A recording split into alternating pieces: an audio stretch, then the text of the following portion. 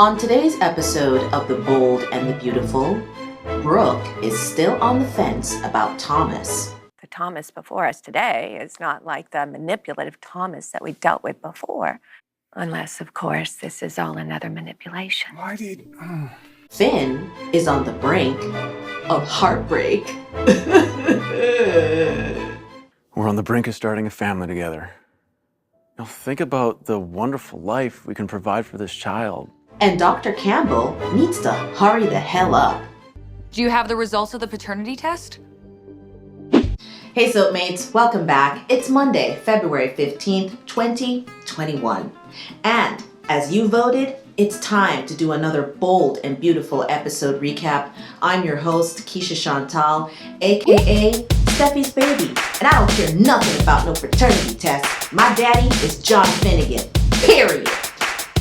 Now that we have that out of the way, let's circle back to Forrester Creations, where Thomas has just arrived.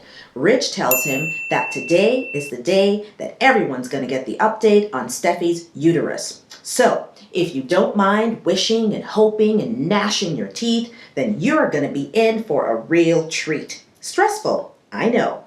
So, let's take the edge off by playing a little drinking game. Take a sip every single time someone says that they wish that Finn turns out to be Steffi's baby daddy. Now, look, the rules are simple. I said take a sip. Don't gulp it down. You need to pace yourselves, people. All right, here we go. Steffi desperately wants that baby to be Finn's. Ooh, busted. I saw you gulping. I told you to sip. Well, you know what? Not to badmouth Liam, but it sure would be nice, Steffi not having another connection to the guy. All right, Thomas. Noted. Badmouth him, Thomas. Use your freedom of speech to once again remind the room that Steffi has been anchored to this albatross for far too long. We are tired. The most important thing here is that your sister is happy. She's happy with Finn. She deserves that.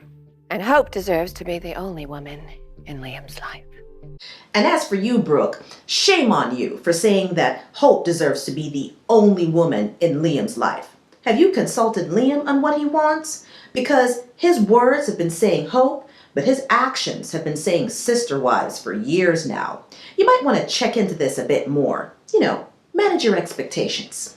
Later, talk turns to standing in grace, and Thomas uses the opportunity to let Brooke and Ridge know that despite his mistakes, he respects Hope, wants the best for her, and wishes to one day earn full forgiveness. What's best for Hope ain't Liam, but I'm gonna let you finish. Maybe he's not as irredeemable as we thought. I can't expect Brooke to magically change her opinion of me overnight. It is my goal to maybe move you a little bit more into the win column. Now, I'm all for Thomas dialing down his Hope obsession, but please, for the love of God, can we let him keep his gifted ability to drag Liam for filth should the need arise? We always love to see it. Plus, it promotes clear skin. Well, I like you too. So much that I want to have this baby with you. It's yours, Finn. It has to be. Hey, look at me. I love you. All right, we're going to get through this together, no matter what happens. Hi, Finn. We love the fact that you are so committed to Steffi, even though she's done nothing but kick dirt in your face since the day that you met. Would you mind signing right here on the dotted line where it says, "We are going to get through this together no matter what happens," for me, please? Just a little insurance policy in case these test results come back janky. Now that that's taken care of, it's time for Liam to ruin the mood just by breathing. Waiting is going to be brutal. No kidding. I think we're all going to be glad we're done with this holding pattern. We can move on with our lives. From your sweet lips to God's ears, Finn. If only it were that easy. But we've been white-knuckling this carnival freak show ride for longer than I would care to remember. So you can understand why we're a bit skittish about getting our hopes up. No pun intended. A few moments later, Dr. Campbell walks into the room and almost immediately Steffy pounces. "Dr. Campbell, who's my baby daddy? Tell me, now!" Don't you just love when people who do nothing but bullshit have the gall to get impatient when the rest of the world isn't moving at their pace? Absolute foolery, I tell you. Also, a bit off topic, but can we go back to this horror show? What in the hopeless on the prairie is this woman wearing? And white tights?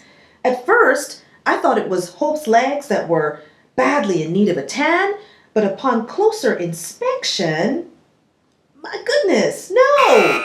Make it stop! The results aren't back yet, but I'm expecting them any minute. No, I can't take any more waiting. Neither can I. This too much. I also feel for Dr. Campbell. I am sure that she did not expect to walk through her door and see Steffy hosting a DNA test results party in her office. But you know what I was thinking? After all this is said and done, Steffy should make a huge contribution to the hospital to fund a Who's My Baby Daddy lounge. It would come with its own laboratory where anxious parents who refuse to use birth control can sit in first-class comfort as they watch lab technicians run their DNA samples. Think about it. Could be big. Anyway, Dr. Campbell is not with the foolishness, okay? She has other patients to see, and she can't stress enough that all this wringing of hands is not good for anyone, least of all Steffy's baby.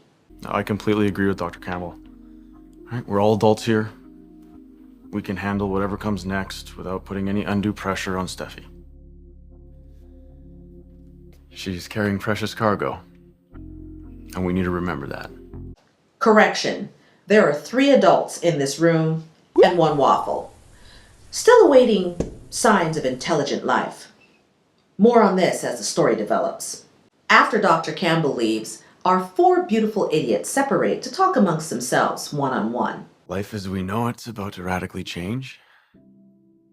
We're just minutes away from getting it confirmed. We're having a baby. In, out. I honestly don't know how I'd be getting through this without you. Honestly, I don't. Oh, look, it's my honor to stand with you. Oh my God, Finn, please, please stop. My heart can't take this. Guys, can you already see Finn as Steffi's Lamaze coach? Because I can. We stand. I meant what I said earlier. I've been saying it for some time now. I want this baby to be mine. Come more than anything. I know. God bless him. Finn keeps gushing about their fairy tale future, how he wanted to have a child for so long, but it had to be with the right woman, how exciting it's going to be for Kelly to have a new sibling to fuss over. Then Steffy says, I want that exact picture you're painting. You and me, Kelly, and this little baby inside of me. how dare you mention the word picture in our presence, knowing full well that what's been hanging in your living room is the root of all this evil, Steffi? You got some damn nerve. I have my own intuition. Dr. Campbell's gonna come in here. She's gonna say the baby is mine, and you and I, we're gonna walk out of here hand in hand to the brightest future you can imagine. Steffi seems sure that Finn is the father.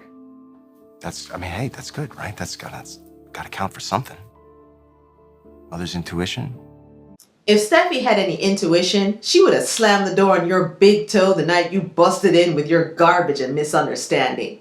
So let's all agree that her intuition needs to be taken with a bag of salt. It's useless.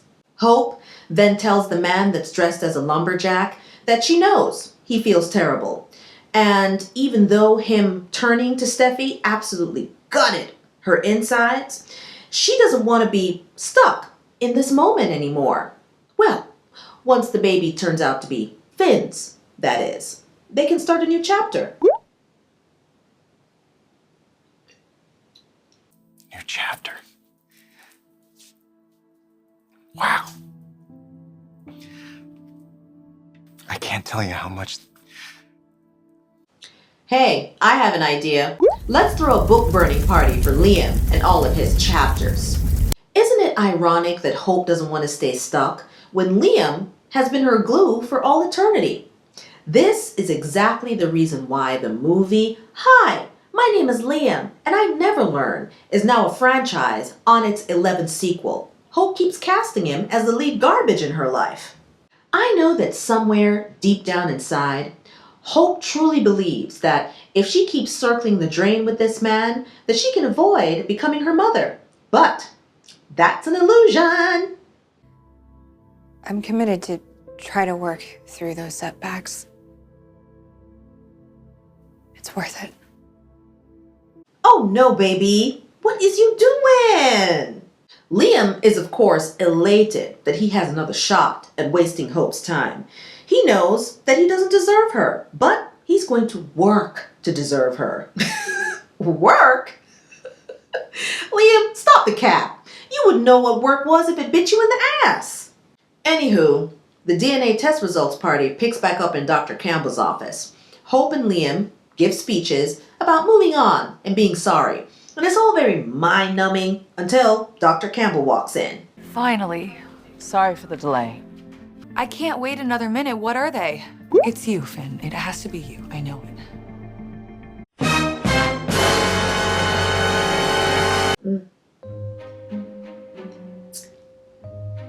Oh, you thought we were going to find out the DNA test results today? Silly rabbit. Test results are for Tuesdays, not Mondays. Guess you'll have to wait.